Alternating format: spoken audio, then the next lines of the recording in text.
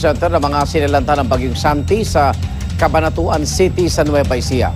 Kinamusta ng unang hirit kahapon ang sitwasyon ng mga evacuee.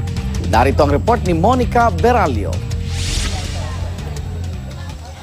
Good morning po sa ating mga kapuso. Serbisyong totoo po ang hating hatid dito sa Lorenzo Francisco Elementary School sa Cabanatuan, kung saan nagsisilbi nga itong evacuation center sa ating mga kababayan na umaabot nga daw na sa 256 families o nasa more or less 1,000 individual. Kumustahin natin yung isa sa mga nabalitaan natin talagang matindi yung pinsalang nakuha mula sa Bagyong Santi. Narito si Miss Nor Ain Acod mula sa Barangay Risdelis. Good morning po, ma'am. Okay, ma'am, kumusta po yung sitwasyon sa inyong barangay nung kayo po ay umalis? Sa ngayon po, okay lang. Karamihan po kasi panay watch out yung mga bahay.